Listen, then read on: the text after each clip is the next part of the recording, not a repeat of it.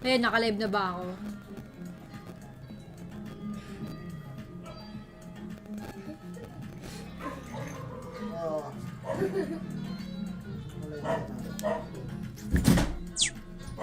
Ba't sa akin hindi pa? Sa akin hindi pa nag-notif. Hindi nag-notif. Ayun, ayun pa lang. Iyo. Iyo. Iyo.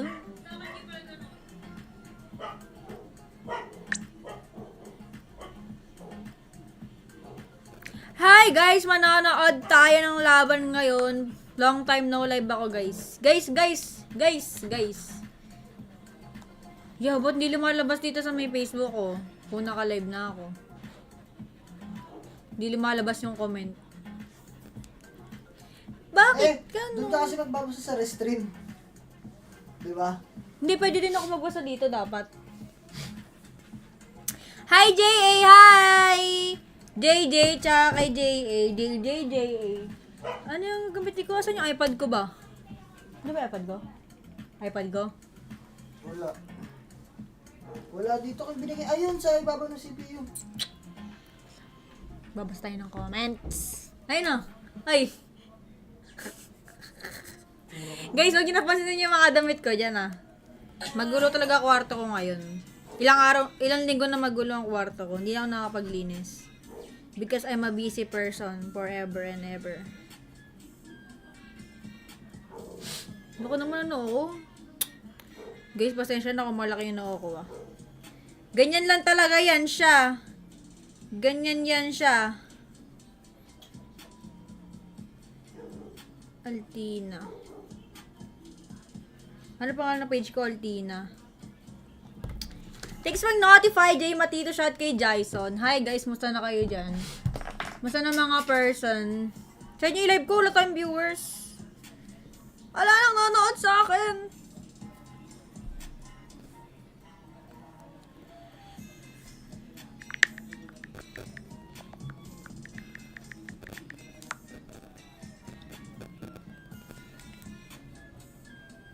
Paano yan yung comment section dito?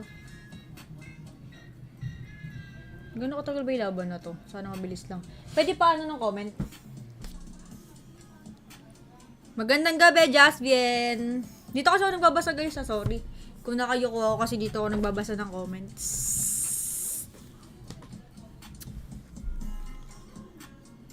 Gulo ng kwarto ko, men. Baka may panty pang nakaano dyan ah.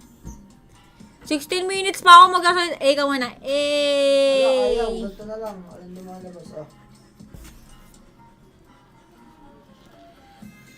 Aray. Pipindutin mo lang. Ka muna, Shout kay Renz Marion Vigo. Namiss niya ako guys. Maglalaro na ulit tayo ng ano. Ilang araw na lang. Magbabapaldo na ulit tayo.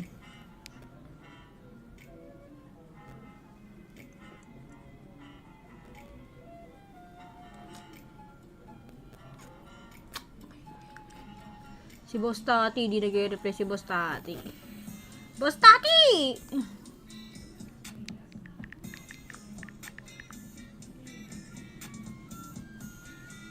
Ba't naman ganun ng sound trip? Baka makopyright na naman tayo niyan, men.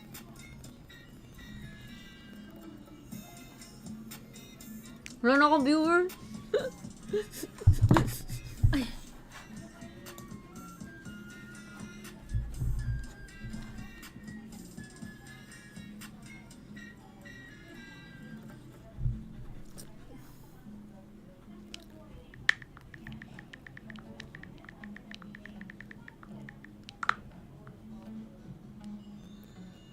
Ilang laban ba ngayon? Good evening kay Jason. 4 yata. Ha?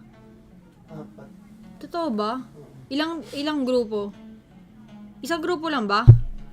4 na group. 4 na laban. Hanggang 12 ka dyan.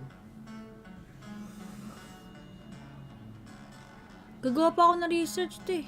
Huwag na kasi magmotor na lang tayo. Magmotor na lang tayo. Bibili sa motor hub, pangit mo ka. Baho teti doon. Sa may ano, Sa Benelli, 2 hours lang. Alin? Live ko, 2 hours lang daw. Baho teti. Yun na ba? Pag ako na ano.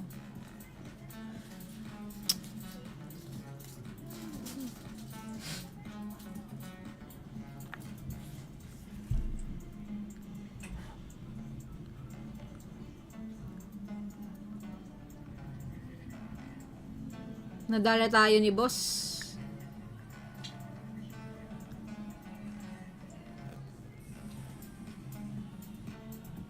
Matagal pa pala start, dat pala na ganun muna tayo eh. Strong.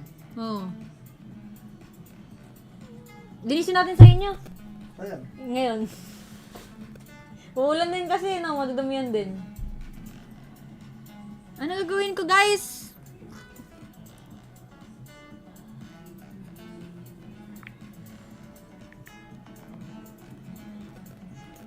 Si Boss Tati.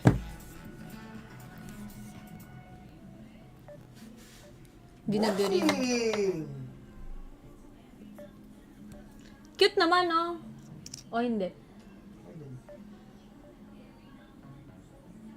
Pangit yung pit-pit niya.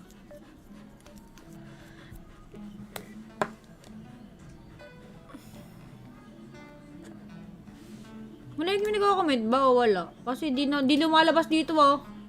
Walang kwenta. Paano tayo magsusugal niya next time kung walang nanonood sa akin?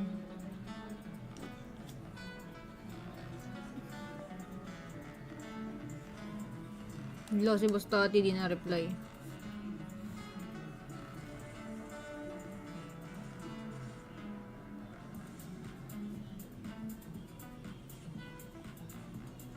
Ang bigat mo. Pagka ano, di ko maliliko. Hindi! Guys, si Thanks TV, oh. Di ba, kita ka?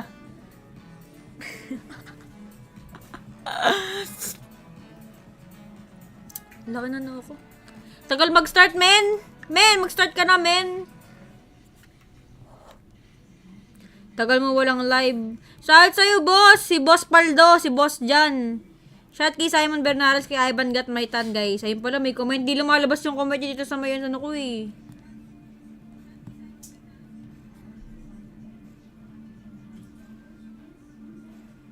Pangalan ko, Altina. Tapos, Altina nga. Altina page ko, Altina.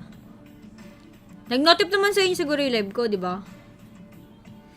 Tagal pa! Ilang minutes pa! 11 minutes pa, men! Anong gagawin ko sa 11 minutes? Gadalan tayo. Ano ba gusto niya mangyari, guys? Guys, what do you want to happen? Gigs.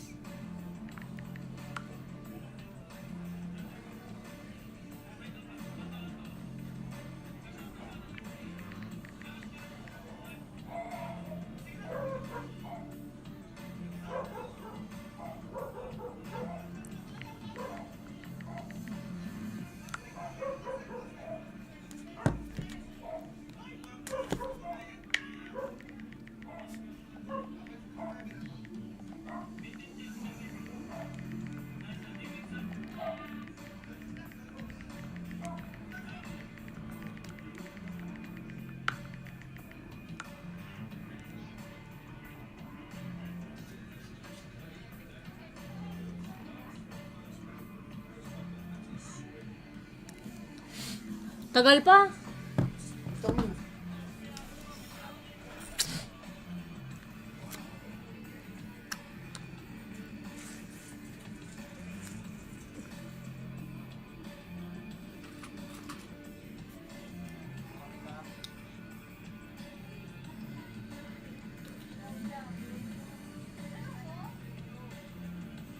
Nasa yung susi? Nasa susi? Patay na ako. Tapos, ba't lang nakalagay na ano? Na. Ganito lang talaga, plain na plain lang.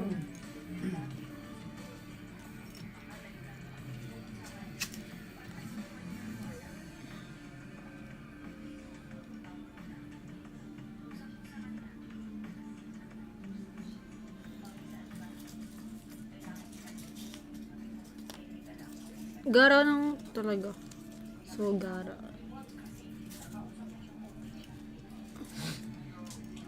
So, gara naman. So, gara.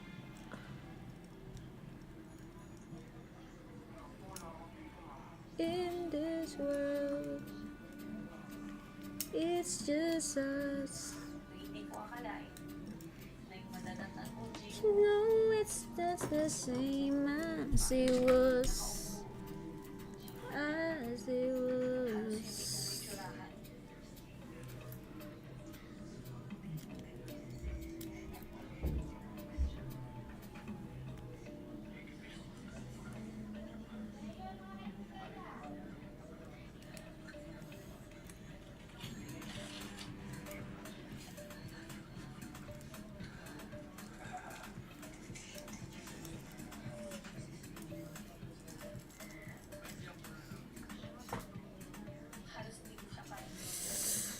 Tagal! So, tagal. Wala na akong viewers. Magsusugal ako pagtapos ng mga gawain ko sa school, tsaka ako magsusugal.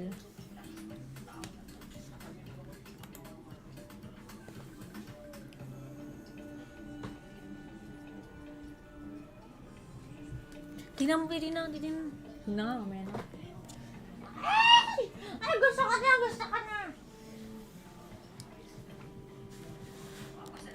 Tagal naman.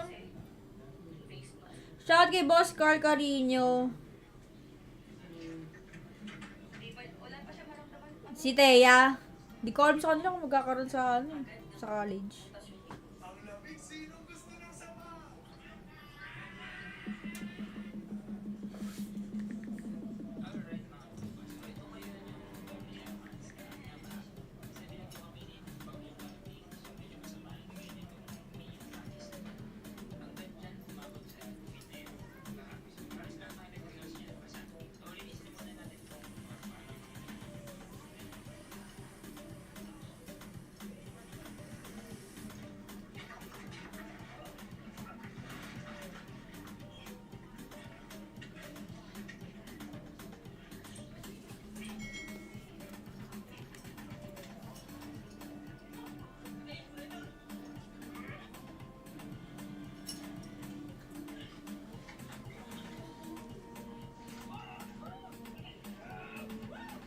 Yeah, paano yun? Kung 2 hours ako, 10 ako matatapos, ay uwi ka na agad.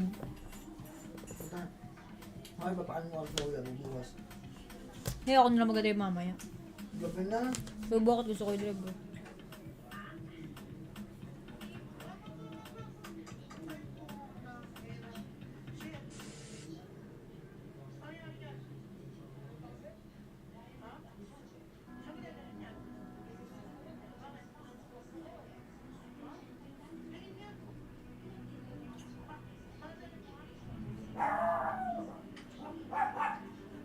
Umulan ba?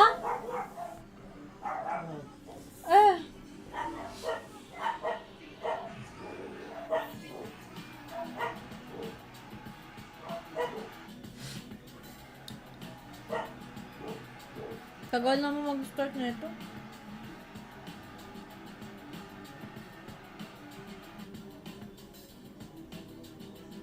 Tagal namin. Wala nang nanonood eh.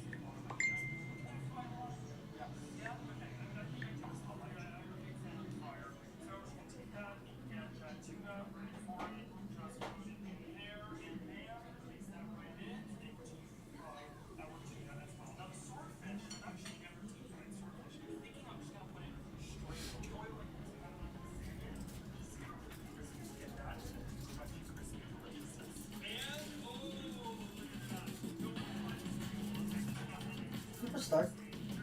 Di pa. 3 minutes pa. Madadagdagan pa yan. Tara kaya. Kaya, bita. Hindi na. Matagal pa naman eh. Aka lang. Kahit 10 minutes lang. Nandito ako. Yan mo ako.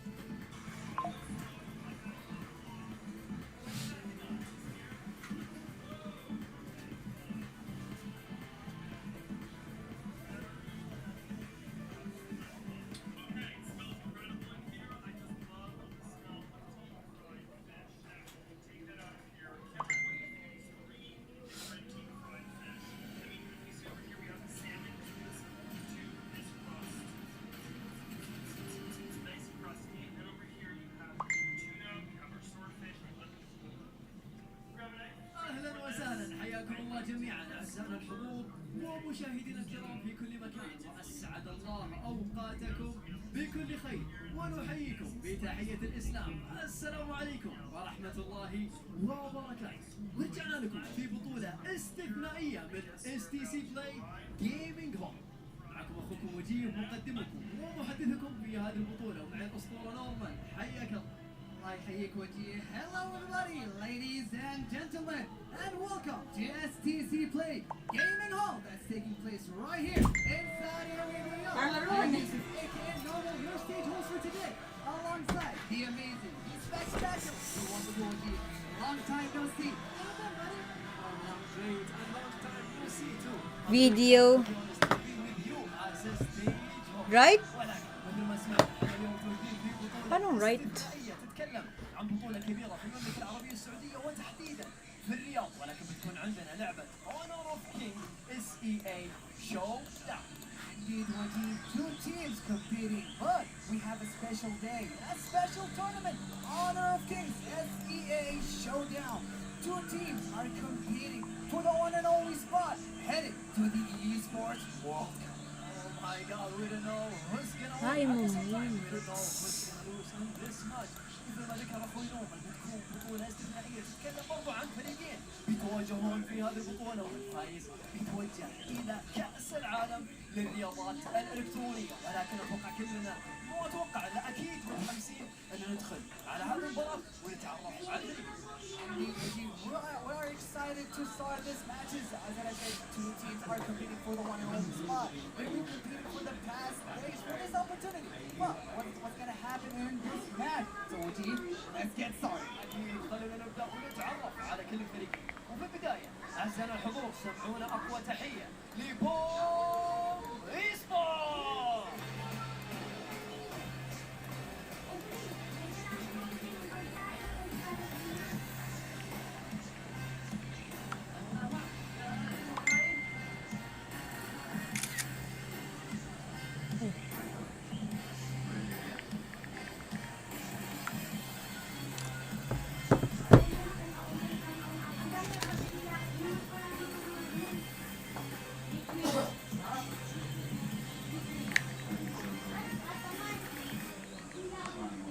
The first team are ready right now to dive into battle. And their first and last match. But please, guys, don't forget there's one more team already and competing against Boom Esports. But please, let's hear for, hey, again, ladies and gentlemen, Rex Regan Kyon!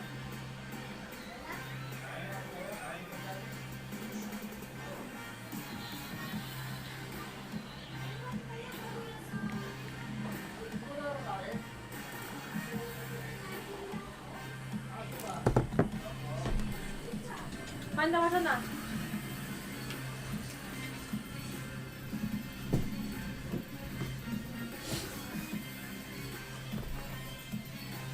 Video.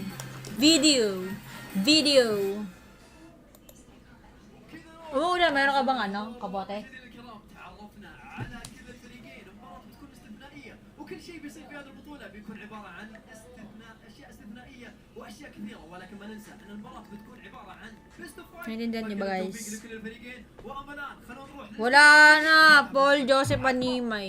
Baka nagbalik na ako ulit sa pagbano. To dive into battle and continue their Pag nag-live na ako ulit ng tuloy-tuloy. World Cup. Hindi pa ako makapag ano eh. Sobrang dami namin ginagawa sa school eh. Mababaliw na nga ako. Sobrang haggard ko na nga. Because we want to delay that match any further. Without further ado, Alice, take it away. Thank you so much to the guys down at the STC Play Gaming Hall. That has been a great intro. We saw those teams walking out. They are ready to go for it. Only one of them will be making their way into the next stage of the Esports World Cup. 11 teams already there. Only one's going to make it. My name is John Allen. With me is Zero, Coco Reporter. We're going to be breaking down what's about to happen. Zero, let's start. Alis ka na. Bibili ako ng ano, liquid sa ano, Alphamart.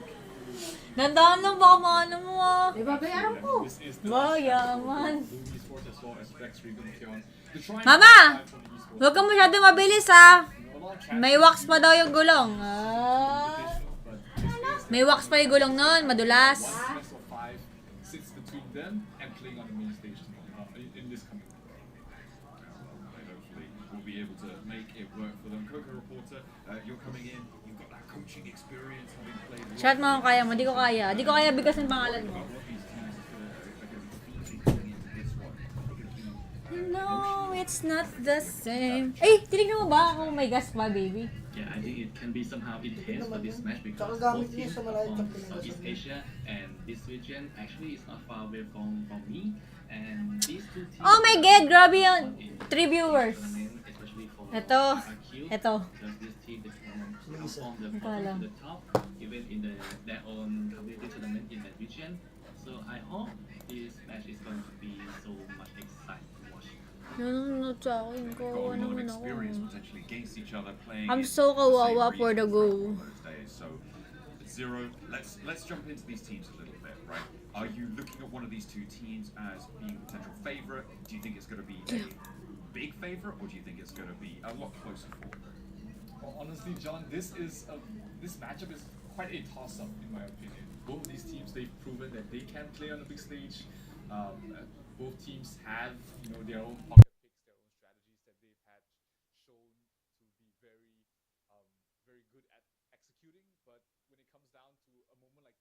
going to be who is having the better performance today, who's feeling it today, which player is feeling better than their opponents, and what sort of strategies that coaches are going to bring forward to them. Yeah, it's going to be interesting to see what they are able to pull out the bag. And remember that you guys can log in now to claim your MVP Star Up card, so make sure you are heading on over into the Yung game. ibang viewers na kay Altea. Hindi, wala na talaga nanonood sa akin, pre. As we get into this game, as we Malungkot get ready ako! for this best of 5, let's talk a little bit about what potentially those strategies that we could be seeing coming through are going to be, right? So for these Apocalypse! teams, you said, Zero, that there was a little bit potentially different styles. Coco, do you want to talk about, let's start with RRQ potentially, about what we may expect to see in this best of 5 from them. Yes, for RQ, I think their main key factor is their ADC players, who is Jia. This player is actually from Malaysia, alongside with Bai, who is also the Malaysian player as well. And actually, these players played together before in other team, but right now they jump into RRQ, and Jia actually can be the one that carry the whole game for RRQ, so that they are babysitter as a support players, and we are going to see a lot from Jia, who can play a lot of playmaker for him. So you think that there's going to be a lot of funneling of resource into this one player to try and be that one point of success, or potentially point of failure, because Boom are going to try their best. So Zero, take us through who we're looking at, what we're going to expect from these guys. Well, Toshi has been, the de facto MVP from the side of Boom. He's been very impressive in that farming role. He's been playing a lot of very flexible, very strong marksman as well. Obviously, the marksman pool in the current meta is not very broad. There's not a lot of good marksman choices out there. You've got the Lady Sun, you've got the Arlie. Go! Go, guys! Go, Boom Esports! Di ako nakamute. You get one Ano yan, one or kutsara two mo? of those marksman that now suddenly Kumakain ka ba nito? Yogurt? options, but Toshi has been showing that he can play. Wala na akong viewers. Share mo naman yung live ko, And te. I think he's going to be the main factor here for Boom. Dilim naman dyan, Boom. Quite a focal point in this upcoming best of 5. Si impressive, oh. Of that, maybe in the pick and ban. Uy! So we just saw that pretty much. Dito! And I asked you guys before the show, one word to characterize Boom and their approach to this match. Let's start with Coco. Yes, for me is early, because that early game, the early stage for Boom Esports, they can do a lot of snowball in the game, and if they can secure it, they will win the game easily. So early game focus potentially. Zero, do you agree? Do you have a different word? I would say cheesy. Oh, okay, for Boom. Yeah, for Boom. Boom has been playing. Okay. They have shown that they can throw in the cheese once in a while. They like the pizza parties. They like their parmesan. They like their mozzarellas. We've seen Altina support coming out from them once during the season 2 invitational, and even in other tournaments that I've seen. They're not afraid to go out of the box to try something to throw you out of your own proportion and playstyle. So that would be the word for me. Well, hopefully they'll be Gouda enough to take down RRQ, who are on our screens right now. 5 players. Coco, you highlighted Jav before as one of the main, most important players on this roster in terms of being able to generate that carry potential. Yes, exactly. And I think we can focus on him for today's match, because he is really he's the spotlight of the team. Yeah, it seems like it's, as you say, quite a small pool of heroes that these guys can play. We're seeing some thumbs up coming through from the players. Are they waving to each other? No, they're waving to the crowd. Okay, no, you can see across the way. They're making sure everyone can see them. We're looking at you. We see you. RRQ in good spirits, it seems, at the start of the day. Yeah, Zero, are you thinking that's going to play well into them? Are they looking relaxed enough? that's important. First match of the day, you don't want to go in with jitters. You don't want to go in afraid and scared of losing. It is sure there's a lot riding on this fight, this best of 5 for them, whether they make it to the Esports World Cup or not. But hey, you perform the best when you're feeding yourself. So it's good to see RRQ. They are in great spirits. Boom, they looked a little bit more nervous, but I think once they get into the Heroes Gorge, then everything just shakes off. they're competitors, they're beasts, and they know when it's time to perform, they'll shine. Okay, well, what's your RRQ one word then, Zero, if you want to take it from that? I think if it's one word, they would be stable, right? Okay. They never make any surprise. They're never very surprising, but they're always very stable in their laning, their rotations, Yeah. in everything, in their game plan. Everything, it's always just stable. Coco, very, very quickly, because we're going to go to our casters in just a second. Do you have one word for RRQ? RQ, I think, is teamwork because they need to be the teamwork, and I'm sure that they can do it in this tournament. Stable, teamwork, or early cheese is who's going to be able to win out this best of 5. Let's head over to our casters. All the way from STC Play Gaming Hall, we have Boom Esports versus RRQ. Hi everyone, we're going to be your casters. I'm Yuko alongside Miss Kaisaya. And what a treat we have today. How are you feeling today, Kaisaya? I am so excited and at the same time nervous because this is again the last chance qualifier we're talking about. The last chance to continue their journey in upcoming Honor of Kings Invitational mid-season this 2024. So, but yeah, at the same time, I'm really looking forward to what will happen on this best of 5. Same, because we also talked about this offline. We won't be surprised if this series goes on a full 5-game series, right? This is all or nothing basically. And we recently had a patch, 3 to 4 days ago, and I'm sure the teams were able to adjust. Our panelist was able to mention the Altina support courtesy of Boom Impressive, which has actually a 100% win rate. I have my stats ready here, okay? We're gonna be talking numbers later when we do jump into the game. But how about you? Do you have any specific picks or players you want to highlight? You know what? I'm just so curious if we will be able to see an Athena in here because if you remember when they were actually in Malaysia before, we have seen, well, the Athena, but at the same time, we've seen continuous ban on the Athena. So I wonder if at the start of the game 1, we'll be able to see an automatic ban on the Athena of Impressive from Boom Esports. We'll just have to find out. Not impossible, honestly, because he really loves to bait and, make sure that he makes all these plays for his team. But right on cue, we're going to hop into game number 1, pick and ban phase. Immediately, the long has been removed by RRQ and Maestro will be taken out by Boom Esports. Oh, a while ago, our analyst mentioned that there are actually quite a few number of farm laner heroes that we have in the current pool in the global server. So might as well just remove the long, pretty brand new hero as well in the current pool of Honor of Kings Global. So might as well just remove that. And then Athena, we were talking about this a while ago. Will we be able to see the Athena, which is one of the favorite strategy to pull off by Boom Esports. But then again, gonna be respected by RRQ. They don't want to deal with that, okay? So they might as well just take it out and make sure Impressive will probably just pick someone else. Princess Frost will be the last ban for the first rotation. Looks like there's Dahlia available. There's a hover, but that means Hey No or High No is open as well if ever Dragon does want to pick it up. Quite a decisive lock on that Dahlia pick coming from RRQ. We do know that this Dahlia is, liked and not liked for having reset all of the high cooldown skills of any of his preferred teammates. But then again, being hovered in here, Ogren, I wonder if this is actually gonna be locked in because pretty new at the same time, pretty OP as I would say in here in the current pool that we have in our I do agree. And hey, this is a pretty new hero, still fresh from the patch. You also have Elaine being picked up by RRQ. And you mentioned how Celestial Melody can help a lot. I think that's gonna connect well with actually Elaine's death at Sunset. But going to the roam for Boom Esports, you have a Liam Poe being picked up here. Most likely going over to Impressive. And Arlie, Lady Jen, you know how it is. It's a usual combo for Toshi and Dragon.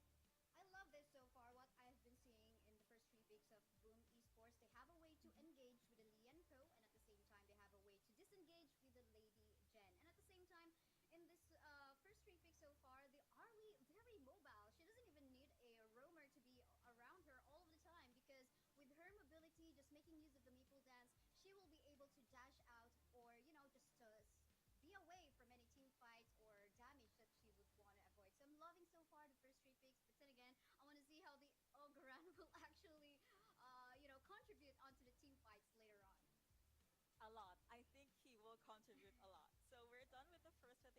the picks, Hino being banned out by Boom Esports. They don't want the Fate Rewind. They don't want towers to go back the moment they do take it down. And there's a ban on Musashi for RQ side. So they don't want these early tempo or fast-paced heroes going over to Boom. And like what our panelists said, Boom, specifically Zero, they're all about the early game. That's true. But so far, what I'm seeing on the first three peaks that we have right now, I think RRQ needs to add some more sources of crowd control in here. Yes, we have the slow. Yes, we have the knockbacks. But I don't think that is going to be enough because although we don't have any suppress or like solid stuns in here, but we do have again the chilling ice coming from the Lady Gen and Lienko, successive knockbacks and launches as well. So I think that's something RRQ needs to answer on in a while in their second phase of peaks. And I hope you guys are enjoying SEA Showdown. Don't forget that you can actually claim MVP Star Up. So you watch the stream and you actually get something free. So if you're inspired to play ranked games earlier and you want to be a pro player for Honor of Kings, get that freebie. And now there's also a ban on Marco Polo. The panelists, I think, already talked about this as well. A lot of priority on Toshi as well as Bai. And actually, Marco Polo is included in Vice Hero Pool. So Boom Esports, they did their research. They do did the research. I mean, this is one of his favorite heroes, and they would be relying so much on Jia in here for the farm laner. Primarily because, he's the carry. Overall, he's the carry on this. But one thing that also surprised me is that they have taken out the Yuhuan themselves. Usually would want to see a combination of the Yuhuan and the Dolia, but this time they just want to pull off the Ogren for themselves. Thus, making them decide on to canceling out or denying the Yuhuan up against a Boom Esports. But is this true? I'm seeing a hover in the Luba number 7. We don't see this often as he is not that kind of a mobile hero, but he definitely can clear off the mini waves really, really fast on the laning phase and at the same time can dish out a lot of AoE damage. You mentioned it, they locked it in. Okay, so I think that hero specializes in early game aggression, which Arlie obviously did not have in the early game. So I think that's what RQ is trying to piece together, make sure that they get to Una overwhelm pa the lang! laner. And speaking of overwhelm, you know this, we all probably play this hero, Angela being locked in as the mid laner. We're gonna be seeing a lot of full-on damage here. And then again, though, finalizing the pick in here, well, not yet locked, but Charlotte being hovered so far.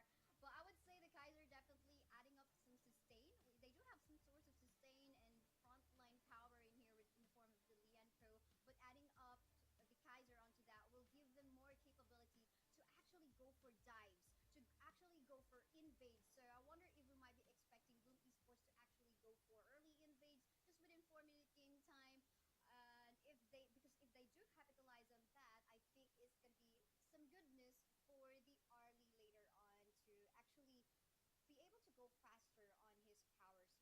But then again, we're done with the draft. They do lock in the Charlotte. But how do you think about the Charlotte last pick of Boom Esports? All right. So when we talk about Charlotte, you think all of these power graduation, full-on outplay, splash found, all of that, the whole 9 yards. I think we're gonna be talking about aggression in different lane and in different roles. They just really want to be able to secure the early game. And we actually talked. Well, I talked about Angela earlier on. You can clear the wave with 2 Chaos Cinders. So if we're talking fast clear, RQ definitely has that in the bag. But when we're talking about late game, Arlie is still one of the best farm laners out there. And I think Boom Esports is drafting around Toshi's hero. Sure, why not? They definitely would want to have that protect the queen composition for the Arlie, so sure, why not? But surprisingly, though, we're not seeing an invade in this early game time. Even given the lineup of Boom Esports in here having a lot of good early uh, frontliners like that of the Liemko as well as the Kaiser. So everyone's pretty chill in here and waiting for their. Probably they're just gonna wait for that level 4 for their junglers to hit. It's a usual thing, just get those ultimate, like what you did say, get the level 4 before you start to do something crazy. Now, Kaiser has been picked up by Boom Esports. Here, I want to talk about the combo Blade Tempest and Invisible Warrior. It's a lot of range and a lot of consistent damage that maybe they can use to possibly wither down Gia's life. That's going to be also Fierce connecting onto one. But hey, it's an Angela in the early game. They're going to be A-okay. But someone that's not okay is actually Jester. Does have the ult connecting onto one, but that's going to be G being taken down, actually being focused down rather by Gia. But so far, Bai is A-okay. A lot of good attempts, but so far no casualty. Yes, no casualty on that one. Primarily because Impressive have so decided into actually going onto the bottom lane part of the map to, have that potential kill onto Gia. Because again, Gia is actually going to be the one that RRQ is going to be relying onto in terms of their lineups. Source of damage, and at the same time, just basically the main carries. But I think there could have been some a casualty from what has happened a while ago. Maybe if Impressive have gone through that river fight, but he wanted to make sure maybe trying to give that kill onto the Arlie, but so that did not happen. Wala bang sound yung game? Not happen indeed, but something that also didn't push through is actually the play that 663 did rather. Blazing Brilliance has been popped, but they were not able to get the pick off. Good attempt, Maple Dance, like what Kaisaya did say. It's all, you know what? Arlie is mobility. Okay, in Honor of Kings. If you want someone that can jump in and out of fights or clashes, this hero is definitely the one for you. Ladies and again, Ocean of Tears, all of those combo, but Clash Lane though, you usually expect a lot of jumping in and out, and right like that is gonna be impressive, trying to take a fit into the map, blocking Nightmare's possible exit strat, but it's a no-no, so he decided to just go back under tower. What my worry about here, only on the lineup of RRQ right now, is how they're going to be locking in the type of the Arlie pick, right? Because again, their only source of hard CC in here would be, the CC of Angela, but it's not even like a suppressed type of CC, so I guess they have to figure that one out, but oof, off-cam kill! A first blood onto Dragon! Toshi! Ooh, that was a good attempt, but that is gonna be the answer for RRQ. 2-1 now on the board, and Bai still have his eyes set on Aji, but they decided to not pursue it any longer. We were just talking about the possibilities, but then for some reason, 663 said, you know what, I'm gonna get first blood. I don't care what the casters say. We're gonna make a play, and that was a good early game so far for RQ. Impressive being stunned. Oh no, a lot of damage. That's gonna be the Blazing Brilliance connecting onto one, even by jumping in to secure that kill. 3-1 now on the board. Really nice use, of course, of the Blazing Brilliance, as well as the Conductor of the Souls coming from that Angela, as well as the Ogren. It seems like all of their skill shots are fairly connecting so well in here, but then again, we saw the Shark Cannon connecting onto the Arlie again, onto the bottom lane part of the map, and another fight is happening in here in the jungle camp of ours. Yup, that is going to be the ultimate being popped by Nightmare. Miki trying to go all in, but actually Angela got the kill onto Dragon again. Look at the combo, that's going to be knockback connecting, and looks like that's going to be the kill or the answer for Boom Esports. They are trying their best to even things out now. Ult is available for Jester, but I think after that little skirmish, we're gonna have to let it go. Scorching Barrage being popped there as well, and Blazing Brilliance just to make sure that the wave is nowhere near the tower, mid lane tower for RRQ. Oh, we just finished that early game. We just came onto the mid game and we saw the tower already going down on the bottom lane part of the map, and that is not looking good for the Arlie.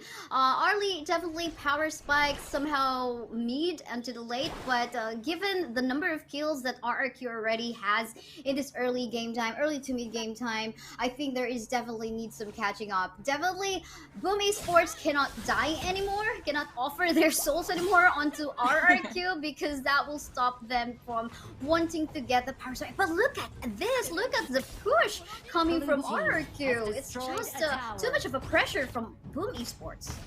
Pressure is definitely the word for it. See, Charlotte can't really try Slash and Power Graduation, Nightmare or Gia here because of the pressure and the power that they have, but at least Comms is still on point. When there is a play at the Clash lane, you do something in the farm lane. Toshi and Impressive was able to get the push, but RRQ got first dibs on the objective.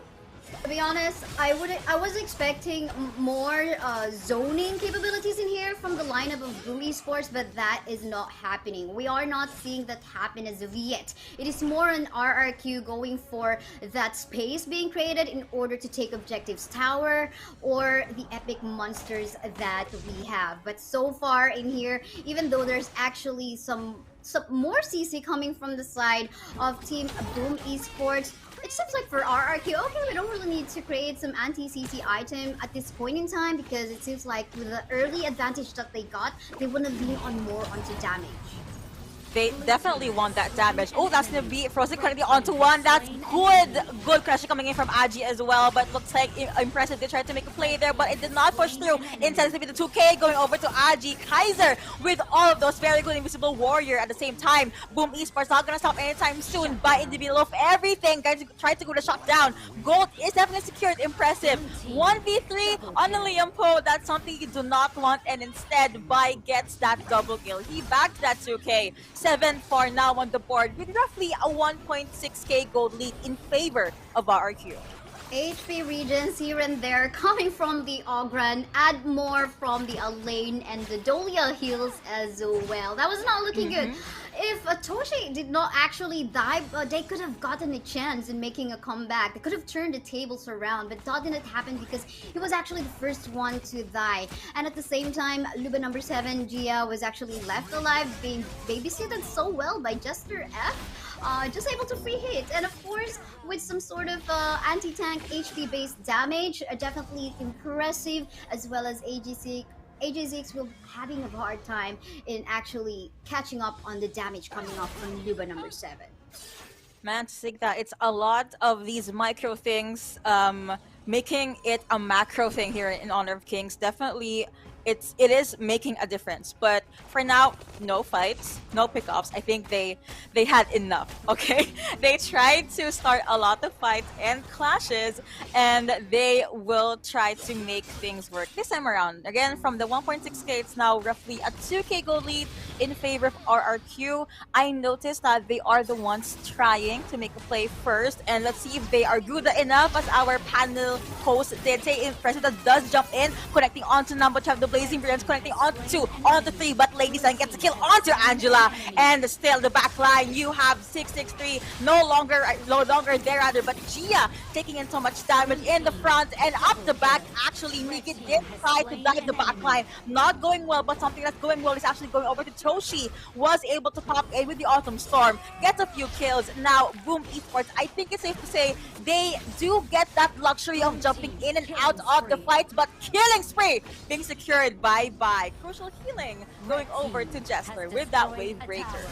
Wonder if this is done. Okay, they're gonna be separating ways for now. I'm actually happy that Toshi was actually able to catch up on that team fight, because a while ago we saw him coming from the top lane and he had to catch up on that fight. The rest of the members of Boom Esports was already actually on standby in the bushes, just waiting on potential team fight that could happen, and that did so happen, making Toshi catch up on that particular fight. Fortunately, he did, but I guess he went a little too aggressive in that fight, just dashing in, just trying to go for the potential kill and not even respecting the HP regen that the Ogran has as well. And of course, the damage and the lead that so far Luba number 7 has up against him. I like how you talked about sustain health and everything, because this Kaiser is crazy. As even jumping coming in from Boom Esports again, but of course you have the power graduation, but the kill does go over to Gia. Crucial cat control going over to Bai, and looks like Boom Esports forced to take a step back. The Clash laner is down. They do not want any more casualty. You do not definitely want any more casualties, but we see in here both of the teams are already going for that objective. With RRQ going for this Shadow Tyrant, definitely they will have the advantage on, looking for team fights, and that is something that they might be looking for, but that's not what, or at least if Boom Esports will actually decide on that. But for Boom Esports, I like what Toshi is actually doing in here, trying to catch up in terms of the farm that he needs to match up against the damage coming from Luba number 7. So this is something they're just trying to split something around in the map, and looks like there's a Sandris game that is about to happen. Ooh, a Nightmare might experience a nightmare here, but that will be Blazing Brilliance again. Looks like 663 is AFK, but someone that's not okay might just be Boom Esports. They jump in, but they answer back. Migi so tanky, getting all of those kills. But actually, Toshi with the kite connecting, he gets that 2K. But now Dragon is also pretty much safe. But Toshi with that Arlie, Autumn Storm, Maple Dance, they are definitely dancing around this game number 1, enabled by Dragon's Ocean of Tears and Destructive Deluge. Oh, here's what we're found, where the tables have actually turned around, and this is the zone that we're actually looking for, coming from Impressive. Even though he actually has fallen down, they got the objective, which is the high ground turret. I wonder if this is gonna be it, because this is just Jester all alone in the map, and he will actually fall down. It seems like this is gonna be the end. A very fast game at almost 12-minute game time. Yuko, what a match. Is Boom Esport in a rush? Do they want to, I don't know, get dinner or eat outside? Because like what Kaisai did say, that is a 12-13 minute game. But I also think they want to be wary of death timers, right? You have an Angela. I actually do like 663's play there. He does not hesitate to pop in with the Blazing Brilliance and with the Chaos Cinders. A lot of good combos coming in for RRQ. But I think when it did matter, that's where Boom Esports definitely stepped up. Lady Jen, I have to put emphasis on this hero. When Frost is banned, you pick up this hero because of the flowing Sai that stops your opponents from jumping in. You also have Destructive Deluge that has quite the range when you do pop the ultimate, and well, Ocean of Tears for the surprise factor. You might cry, but that's why it's called Ocean of Tears. But game number 1 just finished. What a way to open this best of 5. That is so true. Surprise factor, just like what you said. And we were even actually surprised that they have suddenly turned the tables around right after that Tyrant, or rather the Shadow Overlord take, and then the focus on the lanes, because they gotta take advantage of the buff that they very much needed, and that paid it so well for them. And you know, taking advantage of the sacrificial dive coming from Impressive as well. But then again, I think our analysts will be able to say something even further from that match. Let's head back to you guys, casters. Thanks very much, guys. That was a pretty crazy ending to that match, right? I think it's fair to say it came not quite out of nowhere, but it was a little bit unexpected for them to be able to go for that crazy dive over towards the high ground turret in the end. Coco Reporter, let's talk about how that game closed down, right? Because it all came off what seemed to be RRQ trying to take initiative, and then Boom just flipped it on its head. Yeah, they are just quick enough to finish the game, and we can see that Impressive just focus onto the backline, onto Jia, so that they don't have the main damage output from RQ side. And for the whole game, I think they are doing this repeatedly, and they just stop the farming from RQ, and they just finishing it in the very early stage, just only like 12 minutes or something. Yeah, exactly. Absolutely. I think you know, RQ misread the situation. They were in the mid game phase where the heroes were slightly weaker. They didn't have as much team fight as what Boom had with the Lady Zen as well as the Lian Po. So when they tried to take that fight in that top lane, that was just a rough situation for them, because they're crowded in their own jungle, and Charlotte's able to cut towards the backline. You've got the Lian Po with the flash as well, able to cut towards the backline anytime they want. So if they don't instantly burst down the Lady Zen, and they did not, they took quite a bit to even bring her down low HP, but then she was able to save herself with her skill. If you're not able to take those fights very decisively in a short burst of time there for the side of RQ, we saw what happened. You know, Boom Esports took the better team fight, and props to their entire team as well. They spotted the win condition in the bottom lane, and they just went for it. It doesn't matter if their heroes were low HP, it doesn't matter if their opponents were respawning in 5 seconds. They knew that they had enough time, and they just went for it. Yeah, with that extra help on the wave coming in, it just seemed to be the perfect time to make that one happen. There were a couple of weaknesses, though, for Boom. So this is absolutely a great start to proceedings, but do you think, Zero, that it's going to carry forwards? Because, I mean, the word that you used to describe this team was cheese. That felt like they were absolutely kind of by the book, almost just picking. You were saying during the draft, whilst we were off camera, you were saying it was very much by the book, picking their tier 1 picks there and making it very sensible into that match.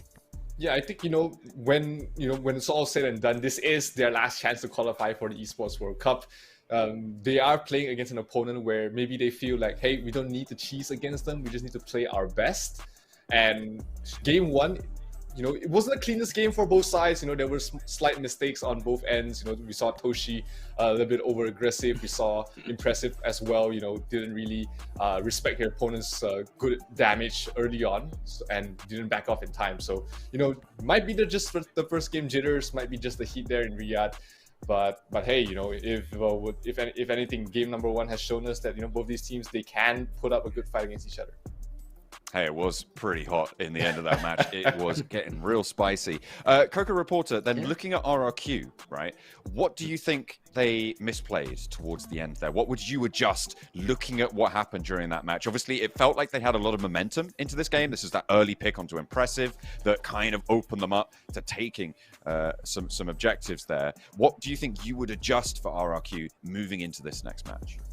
Somehow they can they might just go into a bit deep, and somehow the backline doesn't have some front line to protect him, so that Boom Esports can pick off somebody in the backline. And actually they are trying to find some opportunity to play in the early game, which is really good for the new hero of Grand, because this hero needs to be played in the early game a lot, need to do a lot of mission. But I think once he go a bit deep, the backline of RQ is doomed. So you think it might be a little bit of a draft issue potentially? Maybe you need to have something that can consolidate that, or do you think it's more a play style thing, Coco? I think it's more about the play style, and actually the hero as well. They need to fit with the hero that they just picked in this game. I agree with Coco. Like they picked up a Dolia, which is usually that frontline supporter. She doesn't want to stay in the back lines, protect your marksman. She wants to play in front with the tanks, right? With the warriors, with the jungler, and she wants to play in front. So if she's playing in front, then nobody's on the back line protecting your marksman. Then we did see, the Luban number 7, not the best marksman to play if you don't have anyone protecting him. So definitely agree with that. They have to, draft around that sort of thing, or if if the draft is already done, then they have to play around what they've drafted. Well, Boom are one step closer to their chance at qualifying for the Esports World Cup, just around the corner. But we've got more matches coming right at you. Let's head over to Kaisaya and Yuko. Well, again, that was a very fast 12 minutes a game, Yuko. Right, I believe you would so agree. Were you already that heated from that game one? Honestly, yes. And I'm not even a player. I'm just a caster from the English stream. That's how great they really were. And I think the panelists did talk about this. Momentum is definitely a thing when it comes to these, I guess, long series. More than best of 3, it is a best of 5. And they kept on talking about the draft. So, Madam Kaisaya, is there any picks you want banned out? Or anyone you want to be picked up by RQ? By RRQ, I think I would want to see them play the Arlie as well. I mean, Gia is again their main, their key player in here on RRQ. So I guess having them the Arlie, I want to see his potential in actually playing this hero around. And if so that he doesn't have to be babysit by, of course, their support, which is Jester F. So I guess having them, giving them the Arlie might be an interesting choice later on for game 2. But I wonder if that will be the case. And also, by the way, Altina, I wonder if it's going to be banned again. That just interests me so much. Let's see. Anything can happen, okay? So moving on to game number 2. No sides has been switched. RQ still wants to get that first pick. Oh, okay. They immediately banned out Athena. Okay. Safe to say, we might not see Athena being picked up by Impressive. But the change though, you mentioned that RQ could pick up Arlie. The hero has been banned out by Boom Esports. Yeah, and it seems like they want to respect each other so much, and that's how competitive they are, respecting what they can play so well. Then again, in here, we're going to be seeing, again, another favorite pick of Gia in here, the Marco Polo will be banned out as well, and we see the Julia getting hovered, which surprisingly they wouldn't really want to make this work if they locked in the Julia. Okay. I mean, you talked about this, the wave breaker, celestial melody. It's a lot of things that could go right for them, but something that we talked about offline is the Futsu and Daxiao combo. We did see it being picked up by other teams in the Esports World Cup, but now Boom Esports, they want to give this combo a whirl. Please tell me your thoughts about this. Oh, I love this. This is gonna be super interesting. Futsu and Daxiao combo. Not only you will be able to give that hard CC up against your opponent, but at the same time you can be globally present. Of course, with the ultimate coming from the Daxiao in here, you can go for that surprise attacks up against your opponent. So I wonder how Boom Esports will be actually doing that. That will also, of course, depend on what they're going to be picking up for their farm laner and, of course, their mid laner as well. They are taking their sweet time, but let's move over to RRQ. First time we will be seeing a Jing. The mirror domain, shattered illusions, all about jumping in and out. I think if we're gonna talk about access to backlines, this is definitely your hero. Sure, why not? Access to backline in here, the lane, the Jing, so much, diving potential.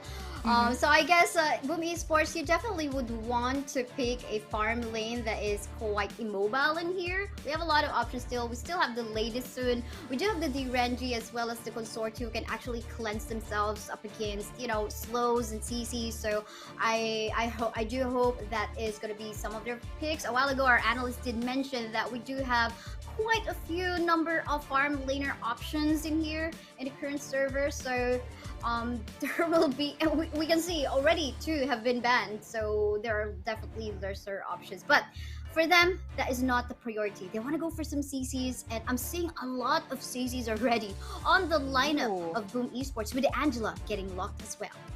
Agreed. They want to be able to go face to face against their opponents, but my being locked in, and Kaisaya mentioned this, Lady Sun being picked up. So it's another interesting farm lane matchup. But gonna touch up on real quick the reason why Shangguan has been banned out. It's because of the recent patch. Seething script, the stack interval has been lessened, and the base movement speed actually got reduced from 360 to 350. But now there's going to be a hover for Miggy's hero, a Byron. The usual matchup, nothing too different. Same, Byron versus Elaine. Oh, now it was actually also answered that it's gonna be the Foots marksman or farm laner that they're gonna be locking in here. So I love the adjustment that Boom Esports have done in here for their game 2. Gonna be very interesting. We do again have some CC again coming from the side of Boom Esports. For the side of Team RRQ, we might be expecting a lot of dives and flanks coming from the back line and the sides, and at the same time some potential pick-offs because they do have a Mai Shiranui on their side. In terms of the matchup in the farm laner though, Lady Sun versus the Futsu, of course there's a shorter range disadvantage for the Futsu, but the Lady Sun will be able to just play around, just do the rolling raid here and there, and just avoid a potential CC or CC lock coming from the Futsu. But here we go, game 2 between RRQ versus Boom Esports. This is the SEA Showdown for the last chance qualifier that we have for the Honor of Kings Invitational mid-season.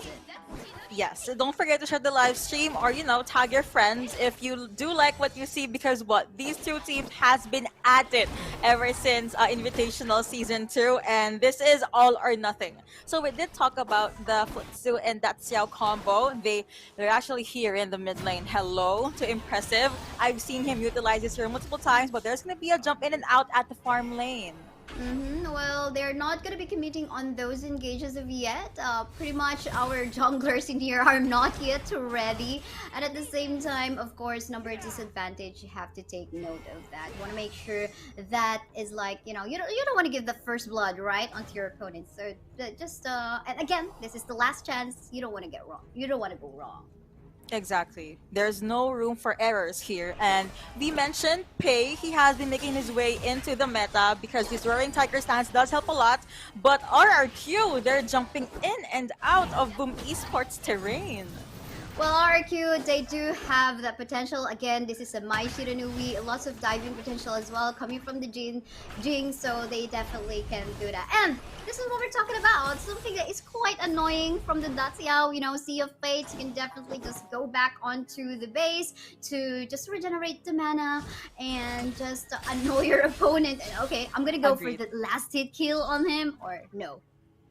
Nada. Yeah. Whenever they do use that, it's now you see me, now you don't. And it's very Right. useful, honestly, with all of these team fights. But Gia does have a pretty standard and stable start for a Lady Sun. I wonder. But hold on, stop! Because the Blazing Brilliance will connect onto the Elaine. Elaine will fall down. A nightmare ended up having a nightmare just within 3-minute game time. Wow, there's a lot of pressure and priority definitely on the Clash lane. They really want to make sure Migi does snowball, and I think they did not. Well, the thing here is, if you are up against an Elaine, make sure that he can't do the Moonlight Flash play. And I think that is something that you could cancel if you are using Angela with the Chaos Cinders, and that's something Dragon was able to utilize. But looks like there's a lot of focus here on the farm lane. A lot of 2v2 actions, whereas the other members from different teams, they're strolling all over the map. Yes, that is so true. But it seems like everyone's just converging on the bottom part of the map already. Will there be a potential 4v4? We do still have the 52-second game time to wait for the next objective. So I guess it's now just, making sure it's going to be something that they can play safely. But there we go. We now can see the Eye of the World proclaiming the rest of the members of Boom Esports in here. One will fall down. Gia is, but then again, will there be even more casualties because they are outnumbered in here? They don't want to make a mistake, but then again, Jing will actually go for the mirror domain, trying to go for the target, but damage is not yet enough. But they have to take note. Migi is also here, and they will fall back. Just one casualty will be enough for the meantime. You mentioned this the moment there is a lock in on the Daxiao, because the World Gate, but mid lane there's gonna be a play. There's definitely gonna be a play, but then again, not enough damage as if yet, coming from 663 on that Mai Shiranui, and I guess they're pretty much not ready. But for the meantime, we can see this 1v2 tussle ongoing. Oh, look at that! Unfortunately, that intuition did not connect onto Toshi. that Gia, but then again, the rest of the members of RRQ will try to give that backup play for the bottom lane part of the map, and they will get the position on to the Tyrant. I think RQ does not want to hear my analysis. They just kept on jumping in and out of these lanes. But yeah, I think in the previous fight, Migi, Byron, Force Field Suppression, and Electrified Charge, it helped a lot to sustain and stop RRQ from making anything happen. But farm lane. Oh no, the Dolia has fallen down. Jester F, I think that is a really well played intuition and Sage Might coming from the Futsu, and of course a follow-up damage coming from the rest of the members of Boom Esports. But then again, without Jester F, definitely this Lady Sun Gia cannot actually just overextend on the bottom lane part of the map, but it seems like bye. Gotta be diving onto here. Will there be an ultimate coming in? Mirror Domain it is. Gonna be killing down 2 members from the side of Boom Esports, and that is the payback. They should have expected that, I suppose. Shattered illusions definitely shattered any plan of Boom Esports to make a play down at the farm lane. You mentioned this mirror domain was used beautifully by Bai, and that is how you use a Jing. And well, Toshi was not able to utilize the hero so much. As you can see, sila sa Melody being popped just so this Gia can maybe jump in again with the Lady Sun. Already has ultimate shell available. Oh, look at that. Elaine did actually cancel the teleport of the Byron from No that teleport. part. Yeah, no teleport for you're not going to be backing up your teammates down bottom part of the map. But it seems like there is a backup incoming from Dragon. Look at the Blazing Brilliance connecting somehow. But then again, this is a very mobile Jing. Had to make use of his mirror domain to actually be saved from that potential death from the Angel. I love how he actually, did not overthink about having to use that, but then again, we have a fight ongoing onto the bottom lane part of the map. It is a 3v3 situation in here. Look at that lane death at Sunset being used, but then again, the Futsu will fall down onto the burst damage coming up from 663's Naishira Nui. We saw the attempt, he showed Ryu engine, but we also did see the teleport being used by Impressive just to make sure that Toshi is gonna be a-okay, but he did go 6 feet underground because of that. So I think it's safe to say this is the closest early game so far. Oh, you're all alone in there. No one is actually so strong up against 3 members coming from Boom Esports. He had to make use of the mirror domain. I thought he would be escaping, but he tried to go for a kill. Then again, to Noah Ford. But for the meantime, you see Death at Sunset being used already. However, one tower will fall down on the bottom part of the map. He will actually kill off the Maestro Nui. There goes the chain. Nightmare trying to survive. Will be able to get some HP regen to Noah Ford, though, as he will fall down as well. And there goes the potential for a tower push from Boom Esports. 3 words. Leaping Tiger stands. The jungler from Boom Esports made that happen. Migi's life was kinda non-existent, but he made it happen. Except right now, he also got taken down. But hey, that's fight after fight. RQ, they definitely want to match the aggression that Boom Esports has right now. But looking at the towers, things are pretty even. 1 tower down each team. So true, and of course the comeback coming from the Jin killing of the Pei. We have an objective up in here, and of course without AG6 that is not something Boom Esports can do, and thus they go for the pressure up in here to get an even better position on actually potentially securing the Shadow Overlord objective in here, or maybe they could potentially bait the members of Boom Esports, and this is what they're actually doing right now. Angela will fall down, however, onto the hands of that Jing. More members in here from the backline of Boom Esports, though, are actually being targeted, but then again, Gia will fall down, and there goes the rest of the members of RRQ trying to fall back because they don't have their main source of damage. Did you see that? 663 Chohisatsu Shinobi Bachi was used just to cancel the Blazing Brilliance of Dragon. You have the farm laner down, you have the mid laner down. I think that's an even trade because they're damage dealers. They want to be safe, but no one is really safe if you have a Pei and you have a Jing in Honor of Kings, right? So I really love the adjustment that RQ did, and it looks like Boom Esports, they're holding on to what they can while making sure that Toshi and Impressive are safe. Hello! Hello, yes indeed. Here we go again with another mirror domain, killing off the Futsu in there. Not enough backup, not enough members coming from the side of Boom Esports in here. They weren't able to utilize, of course, the ultimate, the Eye of the Whirlpool coming from the Daxiao. But then again, objective this be actually secured. No steal, unfortunately, coming from RRQ. But there goes the chase. A lane trying to hit the back line. But then again, on the mid lane part of the map, we can see Jing trying to target one member from the side of Boom Esports to no afford, though, because again, thank you to the teleport. Sea of Fate coming from the Daxiao. However, the tower will fall down into the mid. Everything, everywhere, all at once, and I love it because that means they are thinking maybe they're thinking 2 to 3 steps ahead. They want to be able to make pickups. They want to make sure RRQ is busy as Toshi and Impressive make some play the Clash lane, but there's gonna be a play here. Uh-oh, look at the damage coming up from Gia in here, just bursting down the life of a dragon. But for the side of Boom Esports, even though we have fights ongoing here onto the middle lane, there is of course a counter objective in here, a focus onto the top coming from the side of Boom Esports. But then again, is this Gia still going for the potential chase onto Migi? Nope, he will just try to go for that clear on the minion wave in the mid.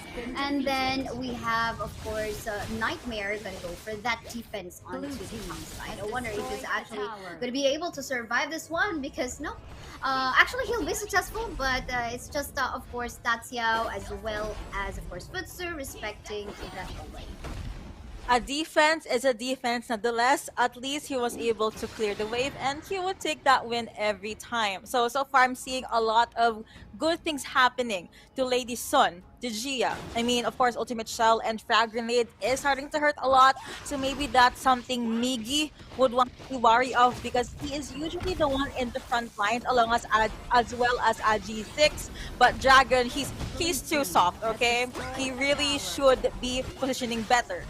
No, look at that knockback coming from Maiji Ranui, but then again he will fall down onto the hands of Miggy. Lady said no more into the map. 2 members remaining from the side of RRQ right now. The rest of them try to back away. Oh, look at that Nightmare will also fulfill now. It's just Bai all alone, and there might be the chase. Then again, the Daxiao has that movement speed buff, and he's gonna go for the knock up, but then again, I think Bai, you have to back away. You're all alone. It is gonna be a 3v1 situation if so in case. Yeah, that's not something you'd want, but Will Forget has been activated here. Oh, here we go! As just like what we have mentioned, I thought he would actually be backing away, but he decided to just try to dive in. I think there is a potential tilt happening already at this point in time. 12-minute game time, but this is not a good one. They lost the jungle. They don't have the smite for this vital objective in the game. And another thing, they are really withering down the life of this objective. So it's a lot of things going so well for Boom Esports. The only thing I can see right now is Nightmare. He really has to focus down on Miki because what Electrified Charge on a Byron around 13 minutes, it's scary, okay, especially if they do want to focus down on Dahlia, but I do see a lot of priority on Gia and 663. So that's what Boom Esports is doing right now. On top of this Futsu Dachiao combo, just keep on pushing the towers, keep on making sure that you give space for your teammates. They're hiding in the bush though. Don't tell anyone. They do not exist. They're trying to make a surprise attack, possibly. But so far, Boom Esports, I have to say, their team fight is a lot more better this time around.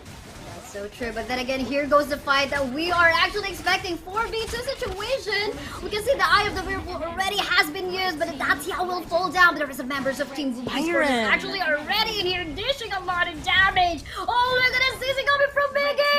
Miggy going for the chase. But then again, you're going to be respecting the tower. You have to wait for the Vanguard to come in. And there goes it. Jester all alone in the game. He is the lone survivor once more. Is this a deja vu? Because this seems like it is. The Blazing Brilliance will connect, and there goes game 2. And congratulations to Boom Esports winning that round. Another ace. Guys, I mentioned this. Nightmare, he had to focus on Miggy. It's like Boom Esports could hear me cast all the way here in the Philippines. So he is so good with this Byron, and like what I've said, they have a lot on priority on the damage dealers. There was a good attempt from Jester. He did pop in Ode, but you can't really push back a Byron. He would just chase you down, jump in, Storm Strike. It's a situation you do not want to be in, but that has been game number 2. Objective, macro, and micro. I think it really just went well onto Boom Esports. The picks, the draft, they made all of that happen. And with that in mind, they now have the series lead 2-0. They only need one more game to stay there in Riyadh. It's just a match point. Are we seeing it for real? This is very surprising. But then again, we have the reverse speed what we're talking about, right? So there's still hope for the fans of RRQ in here. But yeah, I did see the Pure Sky as well being, I forgot who actually bought that, but then again, Pure Sky being bought by Boom Esports, just avoiding the damage potential coming up from the Mai Shiranui, the burst damage of course, and at the same time, the burst damage coming up from the Lady Sun as well. But I think this is, Boom Esports, they seem to love fast games. Exactly.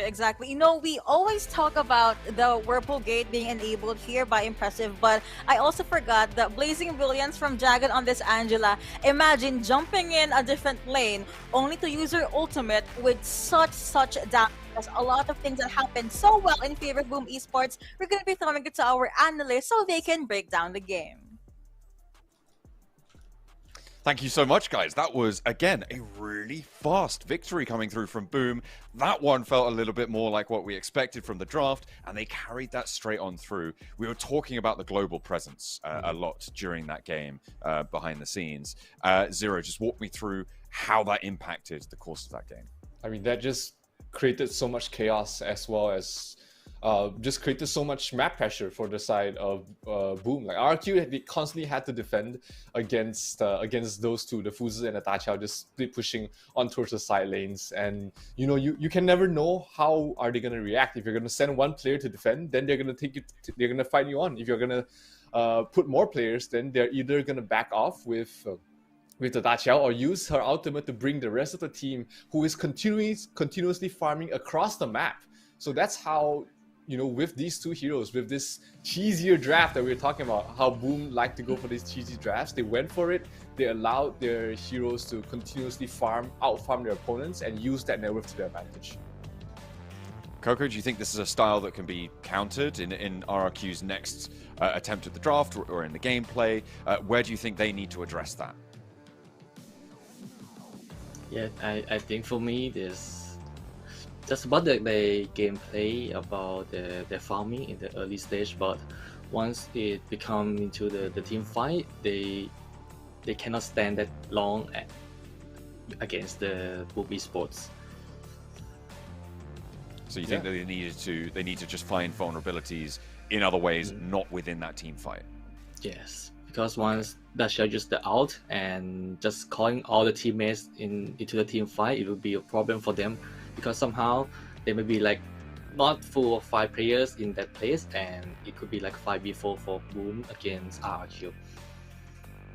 Yeah, the way that they were able to just manipulate the engagements to their advantage just repeatedly. It's like, oh, they've got a cool collapse over towards the farm lane, right? Like they've got 4-on-2. Oh, no, wait, the rest of the team's actually here as well.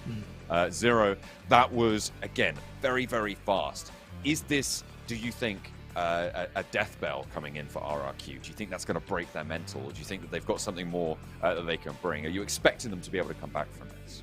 I mean, they have to, wring out everything they have. They have to start pulling rabbits out of their hats at this point, because it is a match point for them. If they lose one more, then they're out of the Esports World Cup. So, we did see RRQ, as always, their laning stage was phenomenal. But the moment it reached that mid-game stage, mistakes starts to happen. Boom Esports seems to be able to get more across the map. And like what Coco was talking about, these team fights, they never seem to go in the favor of RQ. It was the same way in game number 1, and game number 2 is no different at all, despite how well of a laning stage that RQ had in the second game.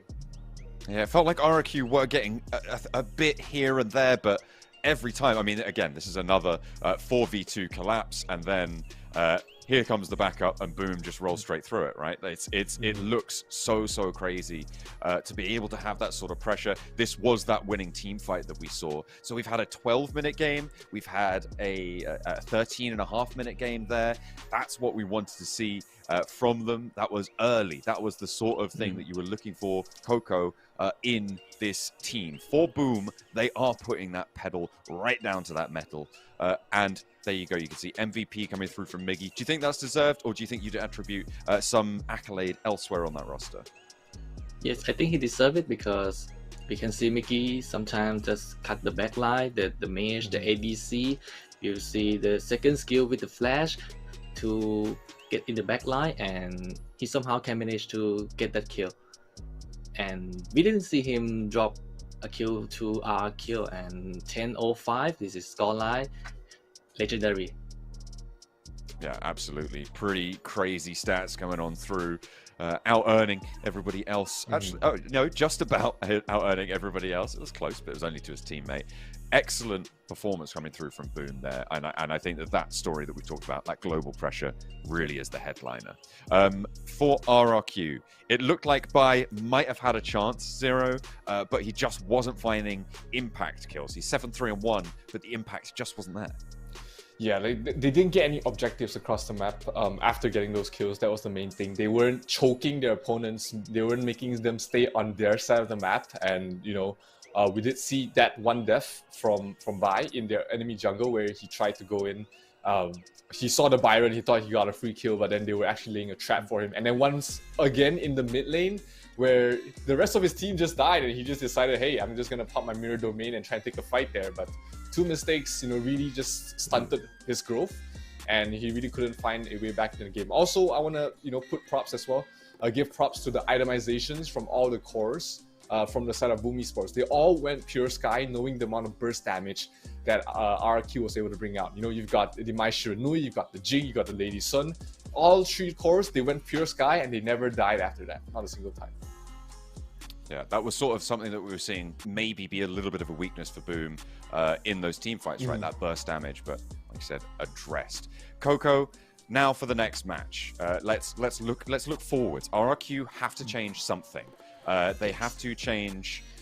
Maybe are they going to have to ban out that global presence that we've seen in the draft phase? I think if they ban out some animal heroes that is not Long and Altina, I think one of the hero would be out and someone would pick it. And I think RQ they don't want to let Altina go to a Boom side, because once it is go to Impressive's hand, it would be a little chaos for RQ in the early game. Okay, so but I mean, it seems to have been pretty chaotic in the early game anyway. So maybe it's time to add something else to the mix. Maybe try and figure out a counter to it, or throw them off their game. It's really tricky stuff. This best of 5 is now at match point, and it feels like we've only just started, Zero. Yep, absolutely. I mean, it's just the timing and the tempo, right? Like Boom Esports, they've been able to identify when they're the strongest and when they're able to take the win in both games in very surgical fashion. They know that, hey, if we just take the Overlord, we take one good fight, the game ends there. And they played to their timing very well. They set up the timing very well. They set up the fight that they wanted very well as well. So that was just absolutely beautiful there for Boom. Early game has still been seen issues on both ends, but if Boom is able to continue on with what seems to be just superior game knowledge in terms of the macro strategy, then we might be in for a very fast series. But if RQ is able to find an answer for all of that, then maybe they have another shot for the last slot in the Esports World Cup. Do you think, Coco, based on these first 2 matches, that Boom are a team that could progress pretty deep into the Esports World Cup tournament if they're able to win out this next match? Do you think that this is something that would work at that stage, or do you think this is something that's tailored to RRQ? I think they can go a little bit further than this for Boom Esports, and actually they just play only 2 compositions that we just saw in these 2 games, but their knowledge with this composition is really deep, and they can understand these heroes really well. So the other teams, the enemy teams, need to do some much homework to counter Boom Esports in the next stage. Interesting. Well, that's if they get there first, because RRQ obviously still have got a chance in this thing.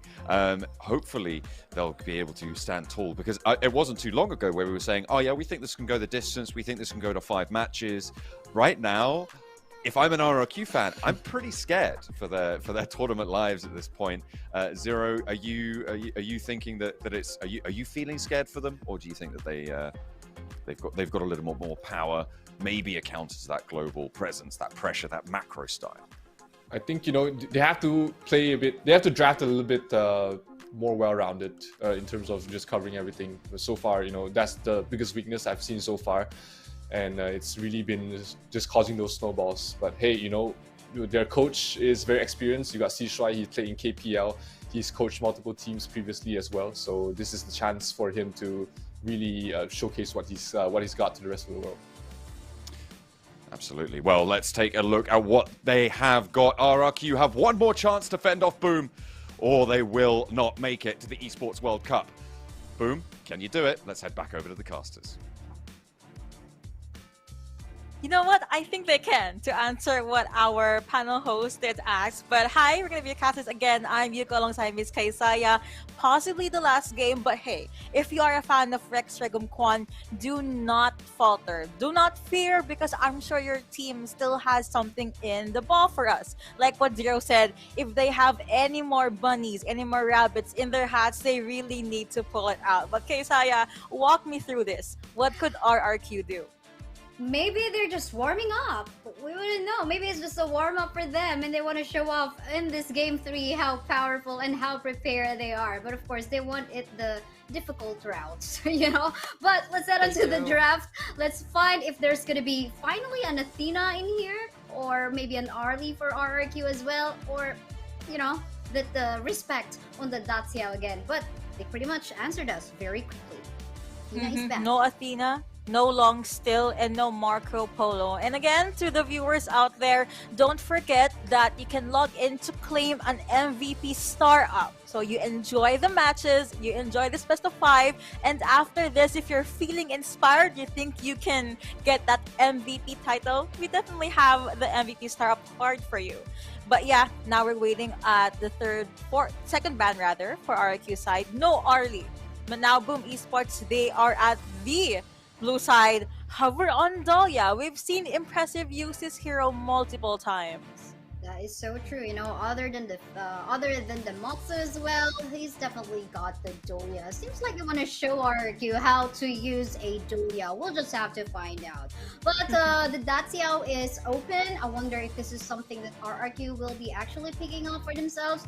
But suppose no, they actually would want to make the Ogren work. They have picked this from game 1. The Elaine as well that we've seen a while ago. Seems like they want to go for again, you know, just basically making this work. Go for the back line, but I guess they have to make adjustments in the playstyle that they want to do. But look at this one. A while ago, game 1, we were talking about how you sometimes we don't want to see the Dolia and the Yuhuan combination. Now we see it this time, and this is looking scary because we talk about the resets coming from the Dolia, and of course the heals coming from the Dolia and the Yuhuan as well. This could be an unending sorrow with the resets coming from the Dolia. I like your wordplay there. And if we're gonna look at the stats from the group stages, I think Yuhuan for Boom Esports side has a roughly 15% pick rate. But let's see if they can make it work here at the SEA Showdown. First time you will also be seeing a Garo. So I think RQ, they really want to invest in this late game. You have Spear of Purity, Silent Arrow, all of those silences to maybe stop, I don't know, Agi or Dragon when it comes to fights. Definitely Garo is so good, especially in the late game, but you know how Boom Esports have been playing from game 1 and 2. They have been playing just on the mid game, you know, just get the farm that they need in the early stages of the game and then go for plays in the mid game. So I wonder if we will see this Garo on her late game potential, because then again, she is going to be very useful in, of course, dishing out so much damage onto, you know, even the shields, prioritizing on taking down shields and then the HP, and of course range advantage as well. But again, she's not that mobile, so I think we need some sources of protection for this Garo on the lineup of RRQ. That is the question, and that is something that they have to answer for themselves. Dharma being banned out as well as Mayin. Not obvious that they're focusing down on Migi, wink wink. But you also have the Haino and Princess Frost ban here. There is a hover on Frank and Charlotte. We did see Miggy's Charlotte in game number 1. I think it's a lot less scary compared to how he was in game number 2. But hey, if it works, don't fix it. Just keep on doing what's the good job for your team, right? Yeah, that's so true. I mean, we're talking about a lot of regen, a lot of anti-tank as well. So if so in case this lane is not going to be much of a problem once this Charlotte gets the power spike that she needs already. But then again, I'm so curious what is going to be the roamer pick in here on the side of RRQ. Again, we want that protection onto the Garo. We do still have the option of having maybe the Jumping, which could of course which of course was recently updated from the July 25th patch, having added a launch effect onto his S1 and S2 while on Ultimate. And ooh, are they hearing us? I wonder. Yuko, getting hovered right now is a Junpei. Probably, But- probably. They're messing with our emotions. They're switching. Okay. Well, let's see. They are taking their sweet time. Motsu, maybe, and okay.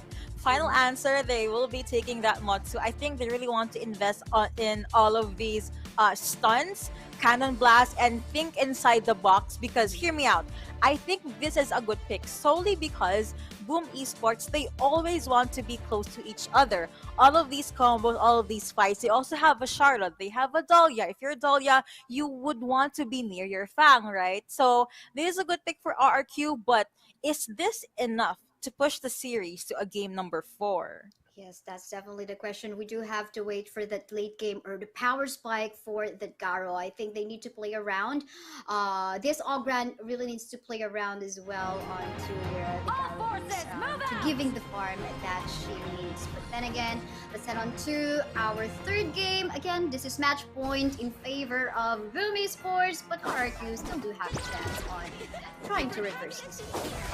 I'm cleaning my glasses because I'm sure we will see a lot of good fights here. Again, RQ, their backs are at the wall, so they have to go all in. Impressive with the latest Dahlia skin. Looks like he really loves this hero. But yeah, the usual ult in the mid game to clear all of that. And the Ocean of Tears did connect onto 2, but someone that's connecting right now is actually Impressive and Toshi. No flash for this Garo in the early game. 120 seconds that this hero is immobile and you can actually jump in under turret. This is what we're talking about. They could just bully this Garo all around, although she's got the range advantage. If we're talking about hard CC and of course the knockbacks as well, or the launch as well, early game time without the power spike coming from Gia's Garo, he could be on a dangerous position, definitely.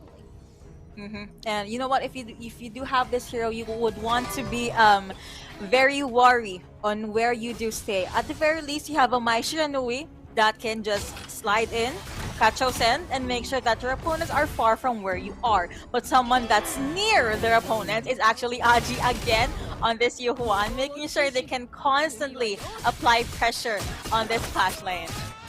So true, and we have yet to see, of course, the duo combo of this AG6 Yohwan as well as Impressive's Dolia later on onto the team fights. I think they have to find a way onto picking off targets, and they do have the potential to actually pick off a target. Again, they do have the Mai Shiranui, maybe go for that knock-ups, and of course maybe go for that stunts coming from the Motsu as well, just as the hero, and just go for the pickoffs. But we have to find and to see if that's something RRQ can pull off.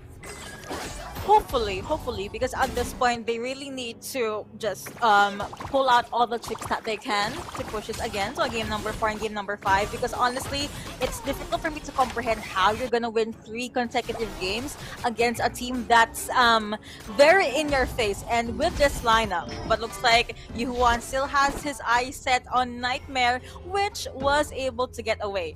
It's almost 3 minutes. No casualties just yet. It looks like both teams are definitely at the edge of their seats, but Toshi will be jumping in with the ultimate. You also have the Wave Breaker being popped by Impressive. He was silenced, but hey, he is giving space to their farm laner. Definitely, this Yuhuan is going to be safe coming from any burst damage that the Mai Shiranui might pull off just to go for the ending sorrow. You definitely gotta be safe, being untargetable, and of course the stuns here and there, mournful tempo. He can definitely chase up targets as well because of the extra movement speed that his skill feeds. Ooh, looks like Nightmare and Migi. That's gonna be a jump in for Migi as well. Power graduation no longer available, but Flash is still right there. Both at level 6. I think if you're able to force a lane to recall back to the base, you get that small victory. And with that in mind, there is space in the Clash lane. They will try to clear the neutral jungle creeps or maybe make a play in the mid, which is where Dragon and Migi is waiting. Seems like again pretty much similar on to what we've seen from games 1 and 2. Boom Esports is just like trying to take their time on getting the farm. I think that is also favorable to the side of RRQ because again, Gia is also having her free time or his free time on to getting the farm that he needs on this Garo. Ooh, and speaking of Gyro, Spear of Purity has been used and they do get the objective. Taking this one objective or maybe one level at a time. Jester is also there sitting quietly with his Matsu. Cannon Blast is available. He just needs to get Toshi and he's good to go. But someone that is being pressured right now is actually into mid lane. That was 663. But again, Cannon Blast going to be connecting onto one. You have the Wave Breaker available, so I don't think RRQ can dive into farm lane just yet. Everyone's pretty divided right now, though, and we have yet to see a play wherein the Ogren will work onto early stages of the game. Again, we're going towards mid. Actually, we are already onto the mid game, and again, our analysts have mentioned Ogren is pretty much an early game type of hero. We want to get the kills, but so far it's already past 5-minute game time, and we have not yet seen any kills or objectives being taken by these Ogren on the hands of Vi. But I wonder, maybe right after this contestant onto the bottom lane part of the map, maybe some mispositions. That's the time maybe we'll be able to find where Vi can potentially get a kill. The keyword here is maybe, because it looks like Boom Esports is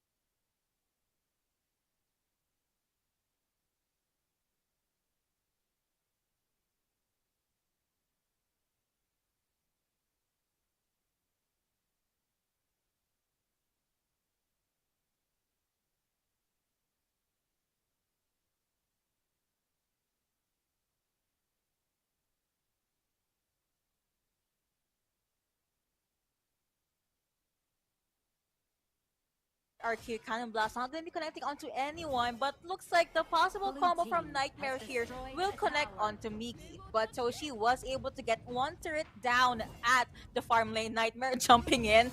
He really wants this.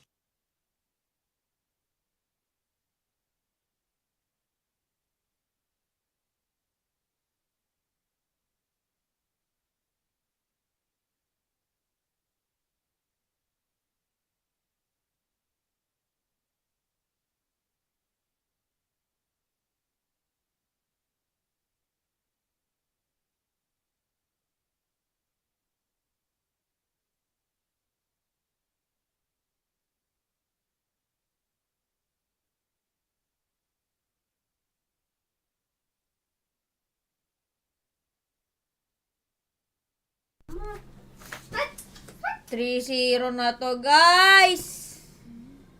No, tayo, 3-0. Sa'yo mo, 3-0. 3-0. Saan tayo dyan? Eto, blue. Blue. Boom. Boom boom. Say mo, let's go, boom! That's true. And there we're pretty much safe. Just Pero, getting pero all kasi of hindi those makalabas. heals, both coming from Dolia as well as Q1. You know, we have got the wave breaker, and at the same time, we've got the heals, of course, the unending sorrow coming from Ma! Q1 as well. But then again, 26k and May 26k still pretty equal. I think for the side of RRQ, we just have to find Susi a daw. moment wherein again they could pick up a target. Di kaya ni Again, they Andre. have Matsuke just like spam his cannon blast, get the potential target, and then pick off follow that, but pick off that the Maishiro we can do. But all of not because my potential Ayan is na, not ay. that could happen. And yun na, pre. Ooh, And yun na, Yuhuan pre. made And things the happen, but Gia was very, very low. And while chaos is happening onto the left side, Toshi on this fang is like, okay, I'm just gonna take this turret, thank you, and I bid you out. Oh, it has been popped as well, and Impressive was able to give space for Boom Esports.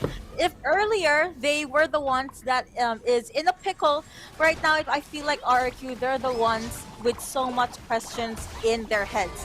Questions that cannot be answered unless they see a boom from Boom Esports. And right on cue, objective being taken again. Miggy jumping in, has his eyes set onto Jester, and Dragon was able to finish that kill off. Combo after combo, courtesy of Boom Esports. Toshi jumping in with the ulti, but he's very, very low. Impressive gets taken down. Bye-bye as well. Goodbye, Impressive. But now here comes Nightmare. Will this be a daydream or a nightmare? But looks like you have Death Assassin being popped. The shield to sustain. But Boom Esports, they want more damage. Jumping in as well. The kill does go over to U1. 4-3 now on the board, 11 minutes in. We were so Boom happy Esports is with doing Garo free hitting already, killing off Okay. some members from the side of Boom Esports. But then again, if we talk about sustain, there's just a lot coming from the side of Boom. Again, Hyukwon and Dolia combo can't get enough of that. But then again, add to that the power coming from Fang. But Zero Hotspot Matic. still ongoing here onto the mid. Will they get another one? Okay, I go back to my analysis. Fang, we're talking about Fang.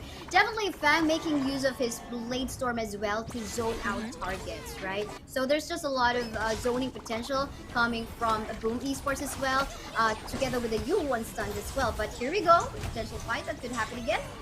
Agi at the back line, Boom Esports at the front. That's gonna be the cannon blast connecting onto one, but looks like ult has been used as well. Agi the first one to say goodbye, and turrets are falling down. But Boom Esports, they want to go with the disciplined play. Their jungler is down. They're no longer gonna overstay. They're welcome. Blade Storm is a good, I guess, option for Toshi, but Boom Esports, they're not gonna fight unless they are complete. They need that those Thanos stones, I guess, before they can make something happen. But Dragon is making something happen. Lady Jen now on a rampage. Tapusin na, tapusin, Definitely, you know, you would hate to get all of those passives. 3 stacks of Frozen Touch. You are definitely gonna get more damage coming from the Lady Jin, as well as you are gonna get Priest. This is the time you would want to build some itemization for you to be safe from magic damage, such as the Succubus Cloak.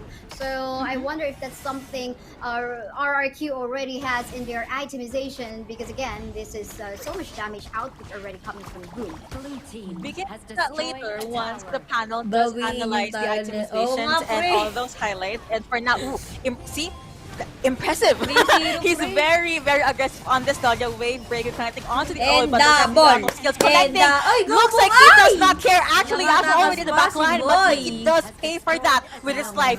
Doesn't matter. Turret down. There is a hole now on the base of RRQ. Ajin in front. Dragon is very, very low, even though he does have flow inside. I don't think this is a fight Boom Esports could pick, but if their aim was to open up the base of RQ, they made it happen. Aji again getting all of that damage onto Jester. The Motsu forced to go back, and now you have by the front line too. Already frozen, actually. But Boom Esports, they do get that kill. Dragon immaculate on this ladies, and Ocean of Tears flowing side definitely made RRQ side. And the destructive Deluge is truly destructive. And they're not backing down. Oh, I feel like you guys should chill and take a step back so Kaysaya can go with her analysis. Definitely, but we can Goods see na that, goods. you know, two of the lanes Goods at the na side goods of Arc, talaga. they're already open. Super minions are gonna be going down in there soon. And at the same time, magic damage coming from U1 as well, taking advantage of the passive poignant melodies, wherein she could get more, rather the mournful tempo getting more damage up against the opponent once she casts that skill.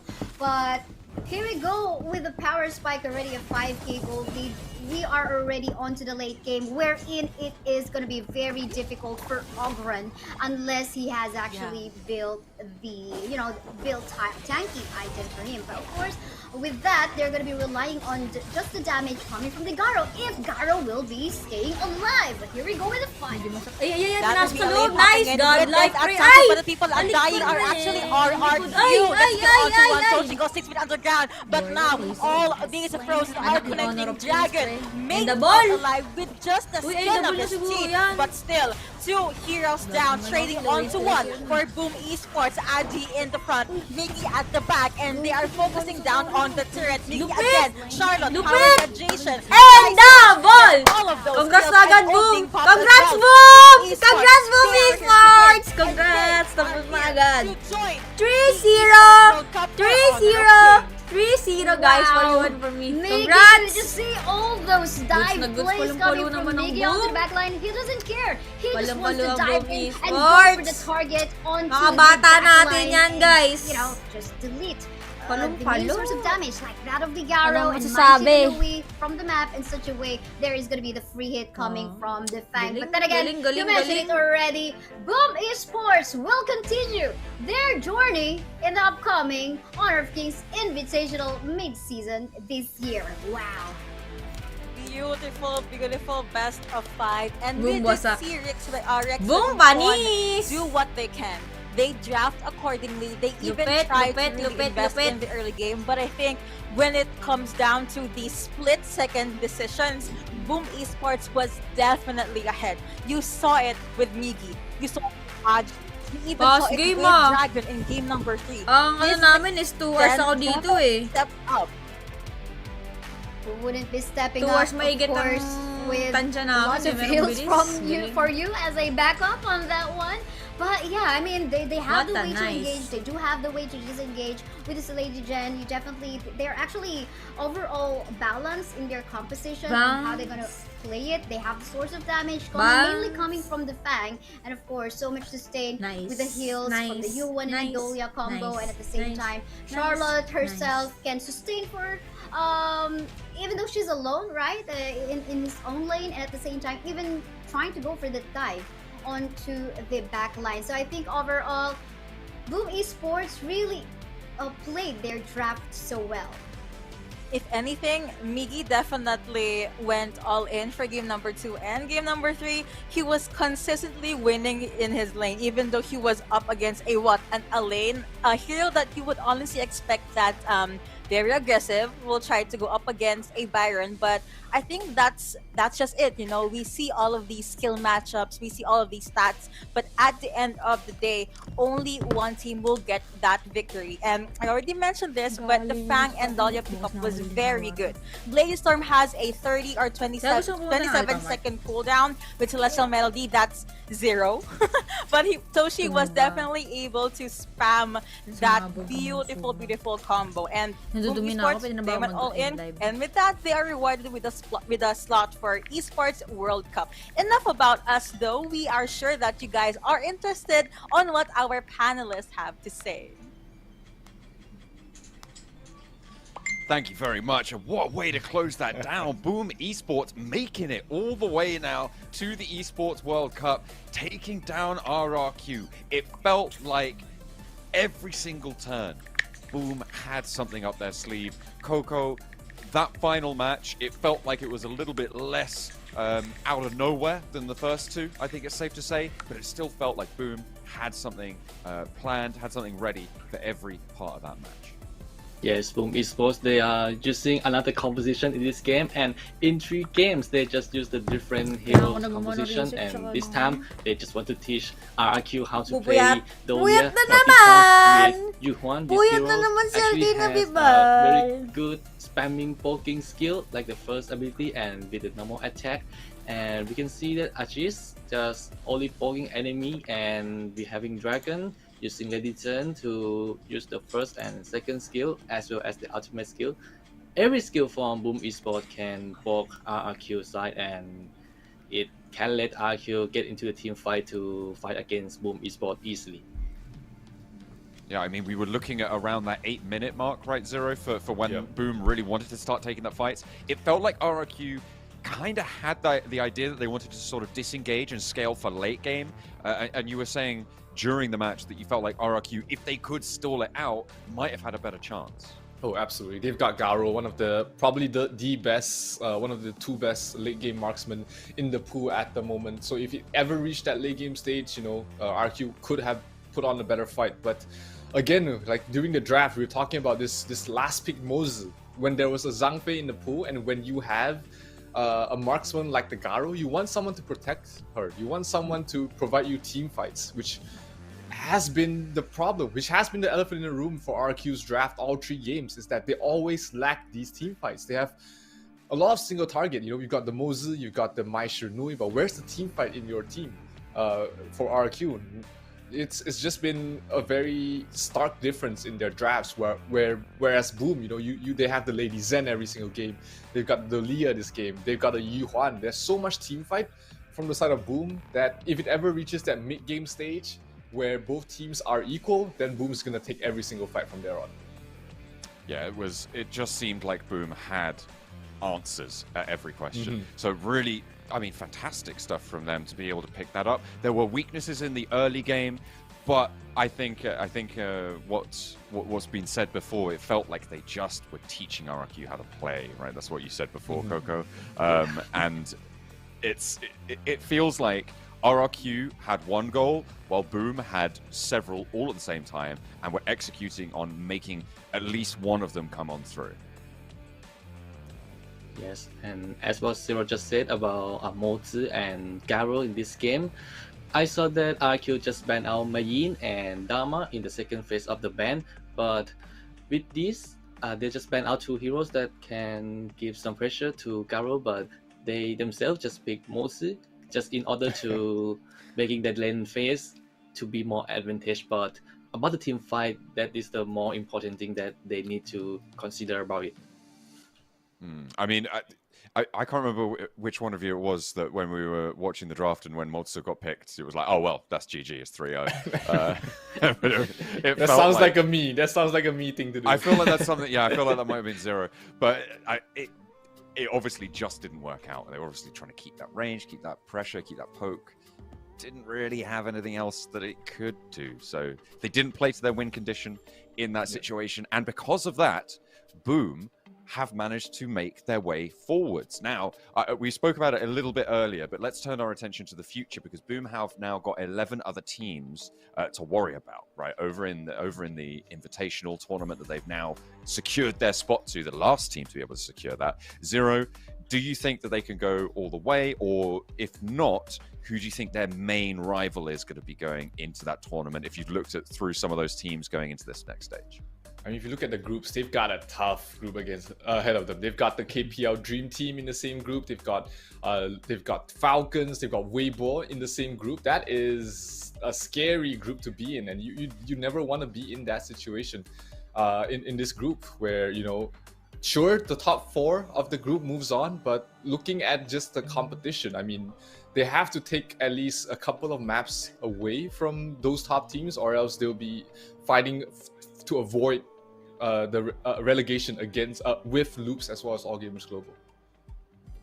Interesting. I think that it's going to be, well, they didn't fare too well, right, back in season 2. Well, they did okay, but they didn't manage to get that direct qualification spot. Do you think that they're going to be able to do better against those teams, Coco? Because that really is that challenge. If you've looked at those groups, similar question to what I asked Zero there, do you think that they're going to have a good chance in that group?